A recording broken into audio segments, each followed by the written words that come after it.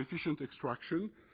So if you have sufficient uniformity in a class of functions f sub u of z depending on the parameter u, then usually, since the singularity analysis process is based on contour integration, you have constructive access also to the coefficients of that z sub n inside this class of functions.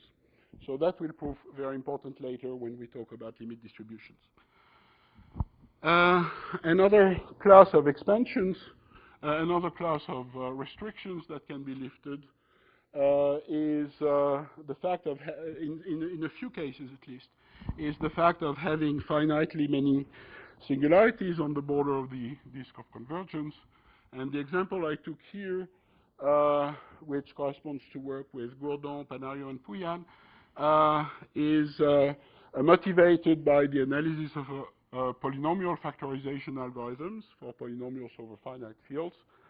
And the simplification of this problem calls for analyzing the coefficients in this generating function, which correspond to the generating function of permutations where for each k either we have one cycle of length k or 0. And in this particular case, it's sort of possible to recognize that the unit disk is a natural boundary. There's no way to continue the function behind the unit disk. But still, if you work out the corresponding expansion z tends to 1, then -1, the other roots of unity, you find that there are expansions involving polylogarithms that themselves can be expanded in the standard scale, with the feature that on the unit circle, in a certain sense, 1 is a major singularity, -1 is sort of weaker than cube roots of unity, and so on. And so we have sort of milder and milder singularities at roots of unity of higher order. And it's possible, as we show in the forthcoming publication, that to show that you can sort of twist the singularity analysis techniques by hybridizing it with Polya's method in order to take care of this type of example. Okay, I'd like to talk now about closure properties associated with singularity analysis.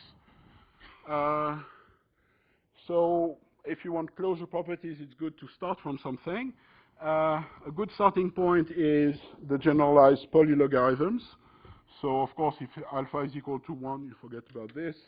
You get the usual logarithm, but you can consider this for general alpha. You can also introduce powers of log n if you wish. And we'd like to be able to analyze, for instance, combinatorial sums involving 1 over square root of n times log n and so on. And in order to do so, we need to know what the singularity properties of these generalized polylogarithms are.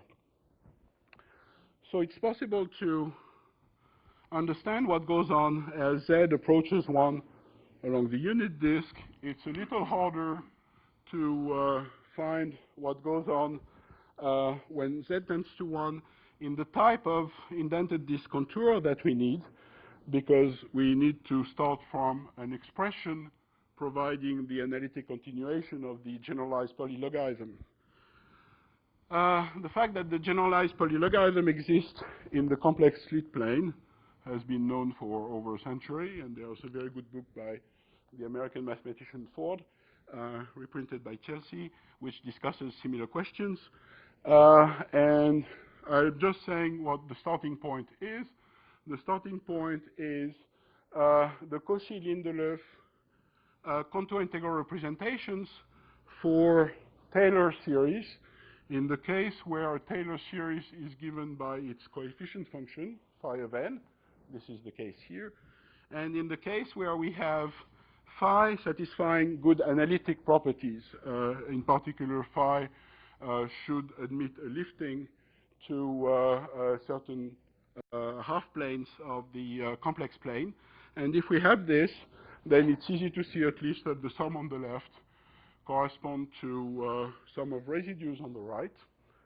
And then once we have this, we can analyze what goes on as z tends to 1, possibly from the top or from outside of the disk of convergence of the polylogarithm by essentially grafting a Mellin-style analysis on these Cauchy-Lindelöf complex representations. Let me briefly mention what you can do with this technology. So as I said, this technology was originally designed to have quantities like square root of n or square root of n times log n cube or whatever inside combinatorial sums. One of the direct applications is, for instance, to estimating functions related to the Bernoulli distribution. And here I'm just briefly suggesting the way you can connect this general theorem on the right to the analysis, the fine analysis of the entropy of a Bernoulli distribution or binomial distribution if you need higher asymptotic terms. And this is sort of this is a parallel of some original analysis done by Jacquet and Spankowski, where they used instead exponential generating functions and analytic depoissionization. So here we can reduce ourselves, thanks to this theorem, to a fairly automatic formal process. There are two more theorems regarding closure that I'd like to state. Functions of singularity analysis type are closed under integration and differentiation. Since we are dealing with functions that exist in regions of the complex plane, this is not too surprising, and I can refer you to books by Olver and Ritchie. Another one which is more interesting, at least for combinatorial purposes, is the fact that functions amenable to singularity analysis are closed under a Hadamard product, where the Hadamard product of two series is just their termwise series. And so this theorem can be viewed as a refinement of end of the 19th century theorems by Hadamard and Borel. We've developed this technology in joint work with Jim Phil and Nevin Kapoor. I guess Nevin talked about this in Strobel. And very roughly, I mean, you have to use suitable contours of integration, which are sort of inspired by the Hankel-like contours that I described when dealing with the original singularity analysis process, but it's quite a bit more tricky. So a nice application of these ideas is to the analysis of tree recurrences, where there's a fairly important paper by Knuth and Pittel from the 1990s that provided quite a lot of the original motivation. And so the situation is that you want to analyze a recursive process where, in order to treat a problem instance of size n, you decompose it into sub-problems of size capital K and n minus capital K. There's a certain probability distribution attached to the size of these two sub-problems, reflected by some coefficients pi sub n and k here. And so we'd like to understand what goes on given a certain splitting and combination process, a certain splitting process described by the probability distribution of k. What can we do if we have a certain cost associated to the split and the recombination? So people recognize here divide and conquer type of algorithms. We're interested in the behavior in the average case. And so the philosophy consists in looking at, of course, singularities, and the theorem that's on the right regarding Hadamard closure is of interest, and it's sort of easy to see why, and I'm not going to say more. The reason why is, for instance, if you're processing a tree and you have the originally uniform distribution on trees of size n, then your splitting probabilities are going to be quotients of Catalan numbers, that is, binomial coefficients, more or less. And then if you want to look at the effect of a Tal function, which is the cost of splitting and recombining, which is, for instance, log n, then you'll wind up needing results about the existence and the asymptotic structure at singularity of a series like this. Now you can recognize here that this part is dealt with by our theorem on generalized polylogarithm, and the combination of the two is dealt with by the Hadamard closure theorem, to the effect that you obtain existence in an indented disk plus an explicit expression for the local singular expansion, and then from this you can solve the original asymptotic problems. So in a paper that has been accepted in the Journal of Computational Complex Analysis, we developed that. Journal of Applied and Computational Analysis, we developed that with, and Phil and Kapoor have continued in finding new probability distributions out of this by extension of this technique. Okay, I'd like to start now with the fourth part, which corresponds to still univariate problems in the case where our generating functions are given by functional equations. So in general, they won't have some explicit form. And then there's sort of a structural hierarchy of complexity. The simplest one are the rational models. And so here we have functions connected by a linear set of equations involving Z. There are a lot of nice aspects to that. This models word problems from regular languages, especially as given by finite automata. This corresponds to essentially the method of transfer matrices from statistical physics in the case where we have finite dimensions. And this sort of very nicely generalizes by is very nicely generalized by Brigitte Vallées' a notion of dynamical sources, which is sort of an infinite dimensional extension of that. And whatever we do on these problems, we are going to find dominant singularities that are poles, of course. And then if we have some additional combinatorial conditions, Perron-Frobenius conditions, like in Markov chain theory, we usually know that we have stronger properties like simple poles and so on. So the analysis in this area can be conducted at fairly high level quite systematically, and this holds for quite general classes of models, this methodology. The next level higher up is algebraic functions. So they satisfy one polynomial equation, P of Z and Y is equal to 0. And then we can make use of the classical Puiseux expansions, which involves rational exponents. So previously we had singular exponents like -1, -2, -3. Here we can have rational exponents this time. Singularity analysis applies automatically. One can show actually that getting asymptotic forms for coefficients of algebraic functions is decidable, and that's unpublished results with Chabot and Selvey. And this covers a number of word problems from context-free models, from trees, geometric configurations. I'll talk a little bit later if I have time. Planar maps, which Schaeffer should have probably talked about, walks, and so on, which lead to such, quite often leads to such algebraic generating functions.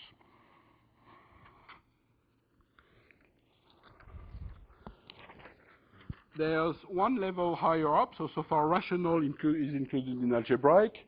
The next level up was essentially provided to us by Zeilberger in an important paper about 1990. I like to call this holonomic function. Some people criticize this denomination. They prefer differentiably finite or definite. But whatever you call them, you're talking of a linear differential operator, so that's differentiation with respect to Z, with coefficients that are rational functions in Z. There's a well-established theory of singularities for these animals. At the same time, these animals are known from theories due to Lipschitz, Stanley, Zeilberger, Gesell, and so on, to have fairly interesting descriptive power. So, for instance, Young tableaus of bounded height permutations with a bound on the longest increasing sequence, and so on. Regular graphs, which don't have to be two regular graphs, but k-regular graphs, much more general, and so on. And for these things, as I said, we have well-established singularity theory.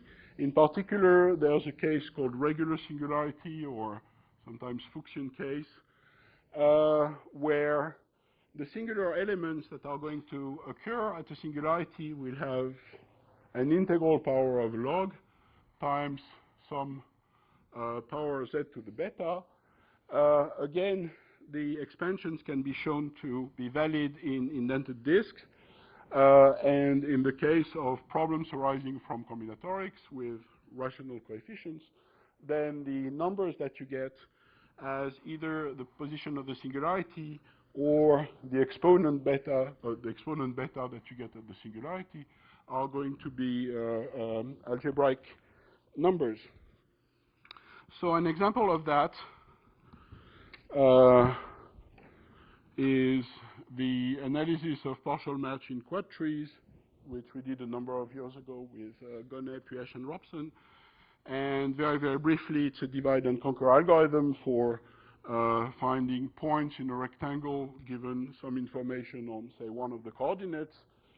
If you start from random points, then it's easy to see that the splitting probabilities are going to involve things like 1 over n, 1 over k, etc. I mean, the size of the various subquadrants.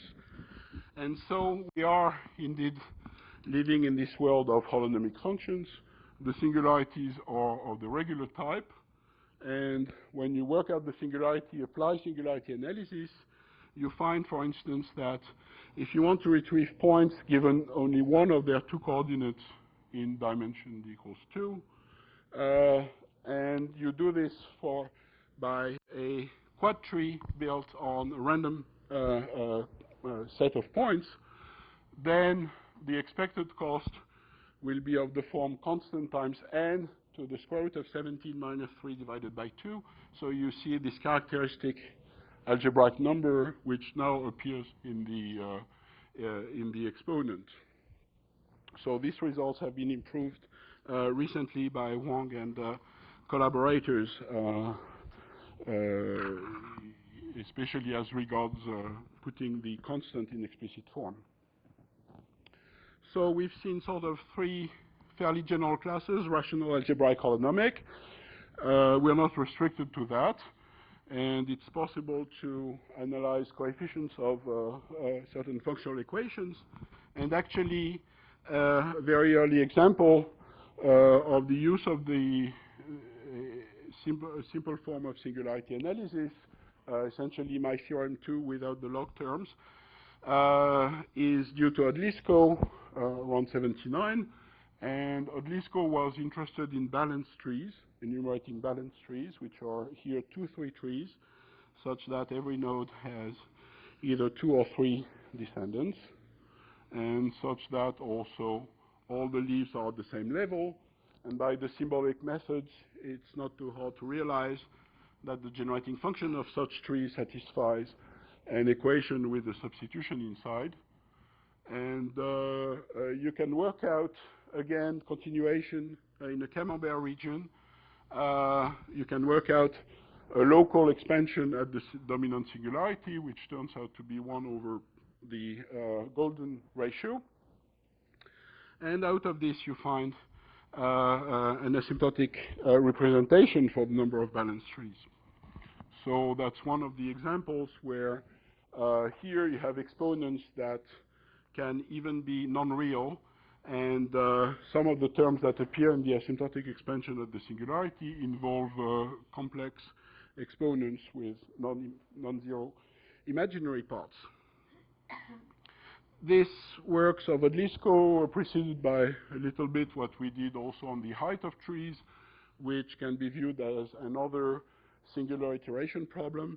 So if you're interested in the statistics on the height of binary trees, for instance, you bump into Mandelbrot's, the Mandelbrot set. And what we needed in order to solve the problem of finding very precise information, for instance, a local limit law for the height of binary trees, was actually working out uniform expansions valid in an area like that, again, or Camembert type of region here with suitable uniformity, and this could be translated into precise information about the shape of moments. There are other type of differential equations that are interesting.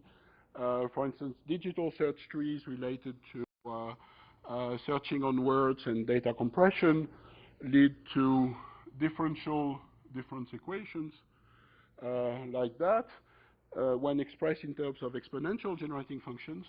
But if you look at them in the perspective of ordinary generating functions, then you find simpler relations, substitution equations, which more or less resemble the type on the left, but they are simpler. They are poles that accumulate geometrically in the generating functions, and this induces, for different reasons, periodicities in the expansion, and that's some work that we did some time ago with Richmond. Other works with Prodinger along these lines, and again with periodicities, or the analysis of register function for trees.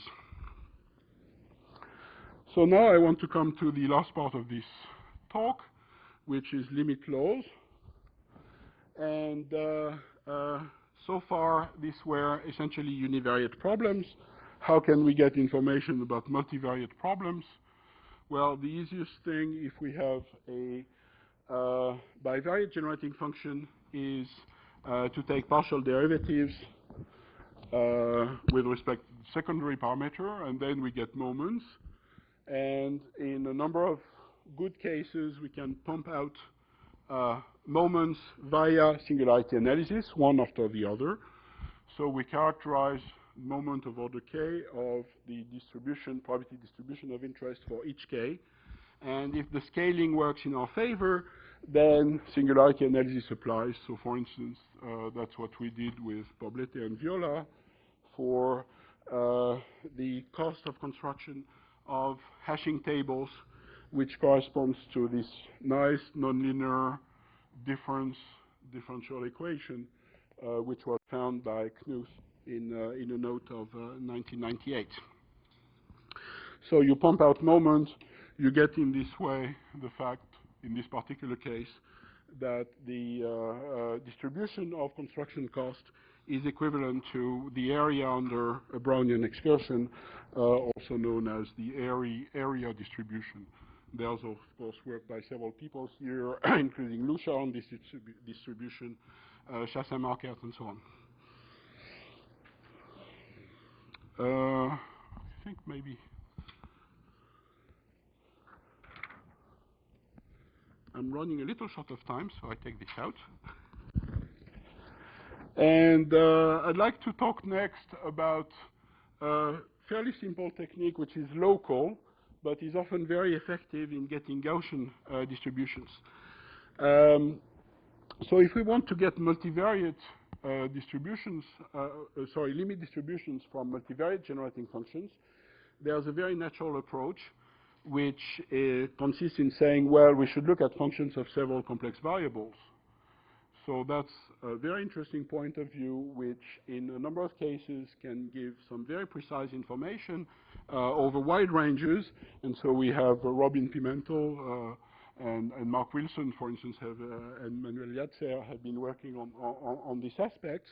And when it works, we go into this deep theory, we get some very precise information that corresponds to very precise large deviation estimates or local estimates away from the mean and so on. So what I'd like to talk here is something which is technically much simpler, which is the case where we'll just need very local perturbation analysis of a bivariate generating function.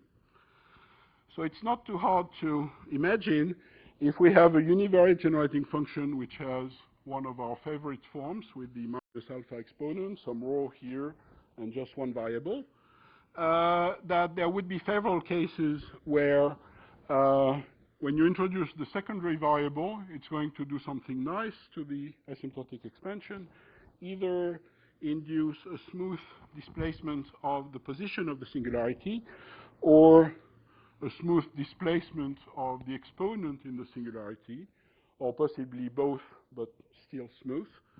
And in each of these cases, then you find that the probability generating function for the objects of interest appears to be closely approximated by a large power of some fixed function, fixed smooth function, by which I mean smooth analytic function.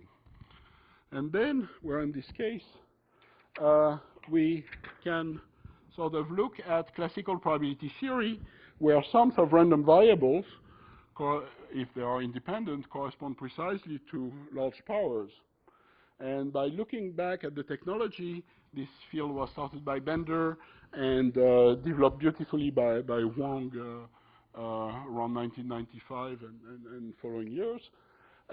Then we can recycle the technology from the usual central limit theorem and say that if we have only a suitable uniform approximation by large power of a probability generating function for a parameter over structures of size n, then we are going to have a normal law plus even some further information like speed of convergence of moments, large deviations, and so on.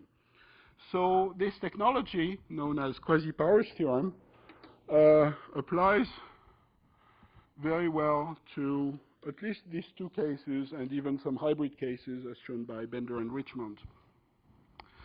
So we have uniform quasi-powers if we have smooth perturbation of singularity or exponent, and that's going to induce normal limit laws. I'm coming close to the end. So an example which I'm particularly fond of is polynomials over finite fields, where essentially in this case, if you work out polynomials as sequences of coefficients, but also as multiset of irreducible polynomials, by confronting the two, you get the fact that your bivariate generating function corresponding to the number of irreducible factors corresponds to a youth power of some fixed function. And then this is something that we use with Gordon and Panario in the analysis of polynomial factorization algorithms. We're in good shape because we are in one of these cases of smooth perturbation, here perturbation of the exponents. Other examples connect to Spankowski and Regnier's analysis of patterns in words. There we are doing perturbation of a rational generating functions. So I'm just flashing slides and finishing in about 2 or 3 minutes.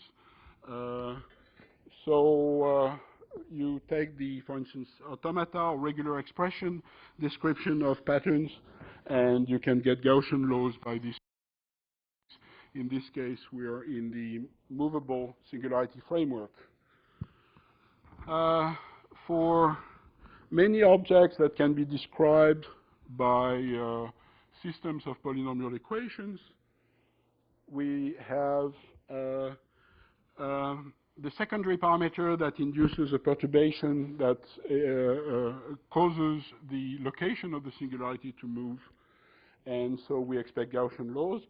Here, for instance, we consider non-crossing graphs. So these are endpoints on a circle. You draw graphs, and you want no two edges to cross. And if you want to do, so to speak, percolation on this graph, you're led to such bivariate generating functions for which you can check that the conditions of smooth displacement of singularity are satisfied, so that we're in case 1, we have Gaussian laws, normality. I'd like to mention here the very nice development by a partial differential equation of order 1, which by the method of characteristics will lead you to other representations with displacement of singularity, and then this connects with work done by several people. Vincent Puy-Aubert will talk about this on Thursday, I think. There's some very nice work by Panholzer and Prodinger about getting Gaussian limiting distribution in this context. Hossam Mahmoud has been working on similar questions for a long time. And Svante Jansen, I guess, will present us with sort of less analytic and more probabilistic approaches on that. So the sort of theory associated to models represented by PDEs, I think in the future might prove interesting. You can look at equations involving compositions and then obtain laws of maps, in particular stable laws inside maps and more general stable laws within composition schemes. And this again connects to work by Pimentel, Wilson, and Latzer. So, conclusion, that we have a technology which is sort of technically simple, which has quite a few ramifications, as I've been trying to show. First for counting univariate asymptotic problems, then for limit laws. These things, several of the examples we've seen came from analysis of algorithms. The area connects very well with symbolic computation, and here we have Bruno Salvi, who's an expert on these questions. I mentioned his work already. By having a higher level view of the analytic process, the asymptotic process, we can also look at general schemas. I didn't have time to elaborate on this. Michel Soria did early work in this area and find what statistical physicists and probabilists call universality in this area. So I think I will stop here because I'm running short of time.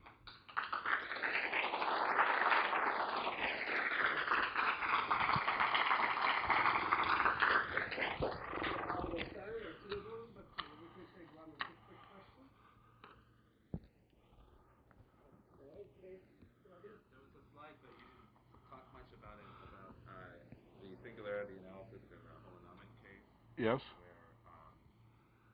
there were regular singularities, yes. What the result was. If the regular singularities, then use a word on that. Yeah, I use Fuchsian. So regular singularity means essentially you have convergent expansion using powers of capital Z and integral powers of log capital Z, where capital Z is Z minus rho. Rho is your singularity. And so that's a condition that you can sort of syntactically test on your differential equation. And if that holds, then the application of singularity analysis is immediate, except that there's a problem that limits decidability, which is the one of initial conditions, which arise from combinatorics, and so-called connection problem, trying to know which of the coefficients are non-zero. Now, for combinatorial problems, there's usually some very strong positivity, so you're usually able, case by case, to show that the dominant asymptotic regime will be there with the non-zero coefficient.